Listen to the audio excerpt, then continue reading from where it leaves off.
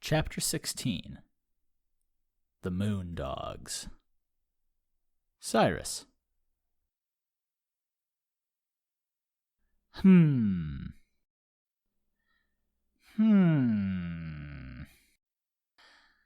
Huh?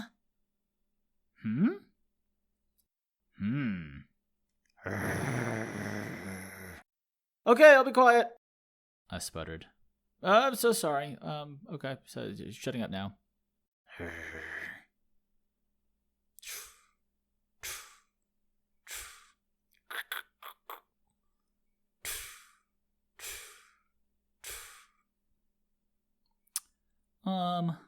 I could walk if you want, I asked.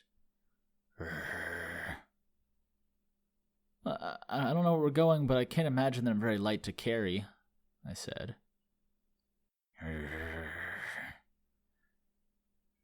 Suddenly the jaws of the massive wolf opened up and I flopped down onto the ground. I stumbled forward, caught myself on my hands and knees, and then got back up, only to find the wolf standing over me.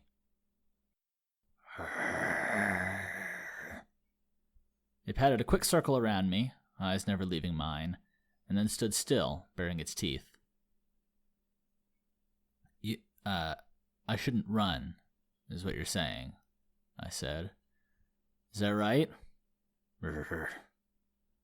Okay, I got it, I said. Where are we? Through here? I pointed in the direction that we'd been walking, getting another growl from the wolf, and I started to walk again. I think we're past that sea. Come on, man, I said. I'm just fucking with you. Well, that's just about your favorite thing to do, isn't it? I said. Look, Cyrus, it's all I got right now. And if I don't help center you and keep you sane, then you'll go off your fucking rocker. Which I may already have, considering that you even exist, I said, as I've stated a few times. Okay, let's go even more off your rocker, and then you start trying to eat trees and fly and shit, and if you're dead, then I'm pretty sure I'm dead.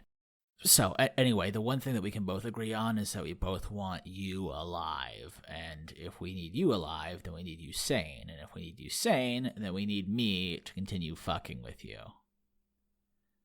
I'm not sure if I follow exactly, I said. Well, that's what you got me for, so ba-da-bop. Behind me, the wolf snorted, and every muscle in my body tensed up. I'd forgotten it was behind me. Maybe I did need C in my life. Or maybe one day he'd get me killed. It wasn't that I was feeling particularly brave.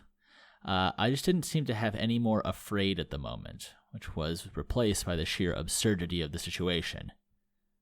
One could only bounce along in the jaws of a giant wolf for so long before things started to seem ridiculous. We walked a little less than an hour, at which time the wolf kept a slow and steady pace behind me, but made no other interactions beside a grunt or a growl a handful of times I slowed down or stumbled. Still, as we moved through the woods, things changed a great deal. The sun fell in the sky and changed from late afternoon to early evening.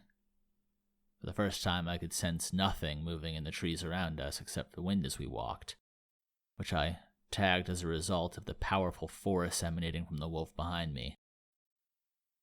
It shined like the sun among the energies that pulsed in the forest, a beacon so bright that I couldn't imagine it ever successfully hunting. On the edge of my perception there was still life, watching from 50 yards away, but it never moved any closer. The hunters and the prowlers, the scuttling vine crawlers, the razor hawks, even the silent shapes, massive and dripping with hunger. They all remained at a distance, only moving into our little atmosphere for a moment before disappearing out again like they'd been burned. And so we walked unbothered, in a relative silence apart from the sound of our feet crunching through the brush and the dirt, lit only by the afterglow of the setting sun. Even though nothing moved to bother us, the forest felt even more alive here than it had as I'd come from upriver. We were still moving deeper into the expanse. It was around then that I realized that it had gone from early evening to late evening and that I could barely see anything, but I had walked without bumping into a single tree or bush for the entirety of the time since the wolf had found me. That was how brightly the life of the undergrowth and the roots and the trees and vines all glowed to me. I was certain that the woods close to Sunsettin hadn't been like this. They had been alive, sure, and they'd had a force unlike anything that I'd seen during my brief time in Edera. But the further we walked, the more it felt like we had truly entered another world, one that made the forests I'd first stepped into feel as civilized as walking down the streets of Sunsettin with Bram. This place, the one that we found ourselves in now, was truly the wild, and we were going deeper and deeper. Drifting flowers burst in the air into showers of sparks, weaving chromatic wisps across the sky, and setting little stars of shimmering gemstone saps glowing on curving trees wrapped in breathing vines. And the colors and figures of the creatures that drifted on the edge of my perception grew stronger and stranger. In time, I became aware of a force, like a second gravity, that began to tug me away from my path. It was subtle at first, only apparent when I had to circle around glowing mushroom groves or dodge across tiny streams, change slightly in direction to round a tree. But over time, I began to notice that I was very intentionally moving towards something. Without stopping, I squinted first with my eyes and then with my perception towards the place that I was now headed, and found a distant light shining even brighter than the wolf. Cocking my head, I turned and began to walk straight towards it. The wolf growled. I was thinking about heading towards that, I said, motioning. That's where we're headed, right? The wolf picked me up by the scruff of my neck and directed me away, perpendicular to where I wanted to go. Are you sure I can't? Okay, no, of course not, I said. And I began to walk again, with the invisible light now looming prominently at the edge of my senses. Falling into the natural human nature to be interested in things that you're told not to be interested in, with each passing step I was looking at it, still choosing every slight fork in the road to get me closer to that glowing presence. It didn't fool the wolf one bit. Eventually it just began to walk just off my right shoulder, blocking me every time I began to twist towards that shining force, growling the first few times I bounced into it, but otherwise making no movement to scold me or crush me to death in its jaws. As time passed, I began to sense something very similar ahead of me, like a lighter, more diluted version of the thing, growing stronger by the minute. It felt familiar. I picked up my pace, walking swiftly. Seeing no further instruction to stop, I continued, weaving towards that ever-growing light. As we closed within a few hundred meters of the place, the breeze began to pick up, bringing with it the smell of startlingly fresh, clean water. And we were out on a cliff above another flowing river, only this one had no trace of the black oil that turned all things to darkness and corruption, no trace of that gas that twisted and corrupted and warped.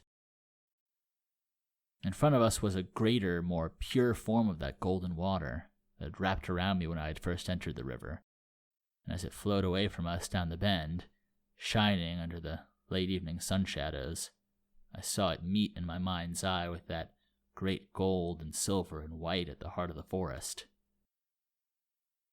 I was entranced. At the heart of it all lay some great, pure, wild force, and it drew me forward, drew me in. If I'd felt alive sitting in a river, dozens and dozens of miles upstream, what would that feel like? I was snapped from my thoughts by the closing of a massive set of jaws around my torso, which happened silently and instantly, such that I could not react except for stunned silence of my own, and then fall limp. I was lifted up into the air, and then we landed on the other side of the river, and I tumbled to the ground. I was alive, and my lower body was intact. Somehow. Again. I couldn't tell if the near-death situations were starting to lose their savor or if I was just going into shock. I sat up, looking up at the wolf. You could give me a little bit of warning next time, I said. I'd appreciate it. The wolf snorted at me, something I could have almost called a laugh. No, of course you don't care. I stood up and dusted myself off. Suddenly the wolf bumped into my back, pointing me onward. Look, just don't blame me if next time I accidentally wet myself, I said, because I bet you can smell it a lot better than I can. There was a thump in my back from a chest-sized paw, and I stumbled forward. Yeah, got it, I said. I set my shoulders and continued to walk, taking deep breaths as I used what willpower I could still muster up to keep moving, leaving behind the mystical river. Hey, is that wolf? Is it starting to fuck with you? 'Cause that's my job. What, are you jealous? I said. I mean, even if you are, I'm not sure there's anything I can do about it. It seemed like he was saying something along the lines of, you're goddamn right. Yeah, I know, I said. We started to move up a slight incline. Well, at least he's a little more chill now. Our cup runneth over, I said. C cackled and then stopped. The forest had grown darker, but even though I could barely see, I could hear something. Hey, C, I said. Well, I guess the question's open to you as well, Wolf, I said. What's up? Do you hear... Is that music? I asked. I stopped to listen and became suddenly aware of a shifting swirl of air currents wafting up from in front of me. We were on the edge of a hill, and from beneath us the heavy notes of some music climbed through the air. Huh. Yeah, that definitely is music. I turned back to the wolf. So, what now? I asked. The wolf spread its mouth wide open, something that could have been a smile. Then a massive paw lifted up ever so slowly in front of my chest, resting just in front of me. What's that mean? I asked. And then it very deliberately shoved me down the hill. I'll give myself points because I almost caught myself a full rotation down the hill, tumbling all the way over and then back onto my feet. But then my feet slipped through the loose dirt on the side of the hill, and then I was falling, first slamming my face into it, then bouncing back away, dizzied and throwing my arms out to stop myself, only as long as it took to hit again and slam my elbow into my own eye, which I hadn't realized was even possible. At that point, I curled up into a ball to protect myself, weathering the brambles that I crashed through, the loose gravel, and then the wind-stealing impacts on stones. I smashed through a few more bushes on the side of the hill and felt my momentum slowing. Then the next sensation that hit me was weightlessness, followed by immediate weightfulness as I impacted on the ground in a giant patch of sod. I coughed and spluttered, chewing down about half a tree's worth of roots and stray branches, along with the side of dirt, and then spitting them all out, while a few waves of sound hit my ears. The first was a general ringing, no doubt from slamming into half the hill on the way down here, which was slowly overcome by the swelling beat of drums and horns and music. It all set the blood flowing. It was music to dance to and fight and race to, music to stand tall and stride forward in life, which made a nice contrast as I gagged on mud. Over the racing rhythm, I only heard the crunching footsteps when they were nearly upon me, followed by a cackling belly laugh from a deep-voiced man in front of me. Well, you sure know how to make an entrance, kid, the man said loudly. Saw you get air pretty heavy a few times coming down that hill. I coughed a few more times, taking deep breaths in, still trying to get my wind back. Oh, come on, I'm sure you're tougher than that, the man said, and suddenly stepped over to me, scooping me up by the scruff of my jacket just like the wolf had and dropping me down on my feet. I stumbled and caught myself, surprised by the man's tremendous strength.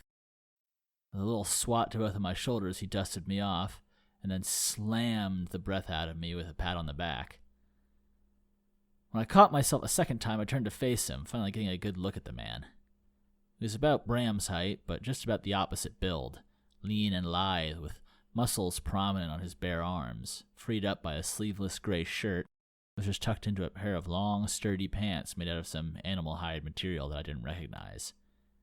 He also had a pair of thick, matching boots of heavy leather, and a salt and pepper beard that hugged an otherwise sharp and slender face, with bright green eyes.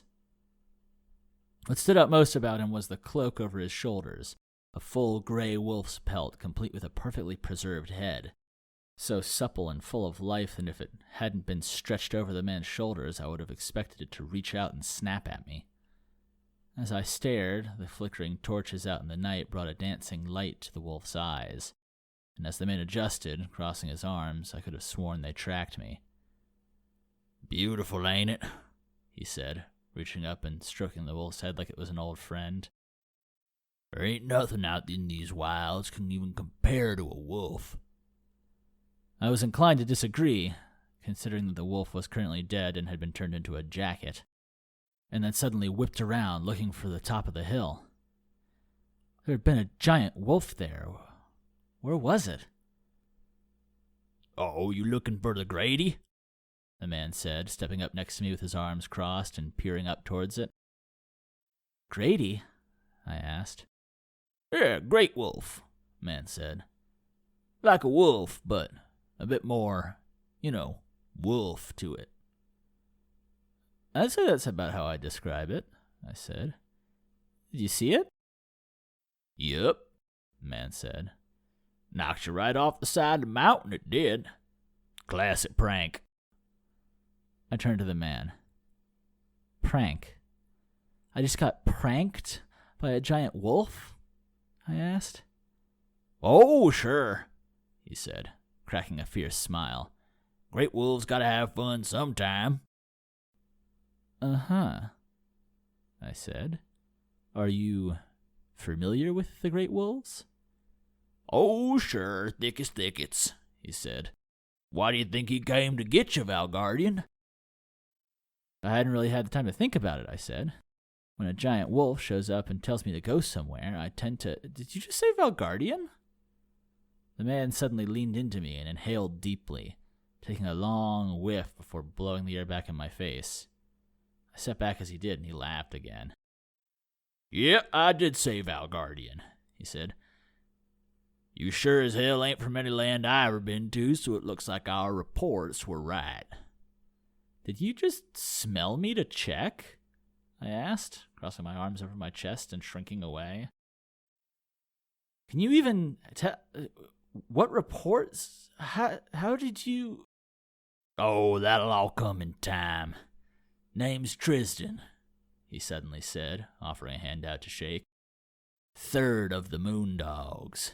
Welcome to our den, Valguardian."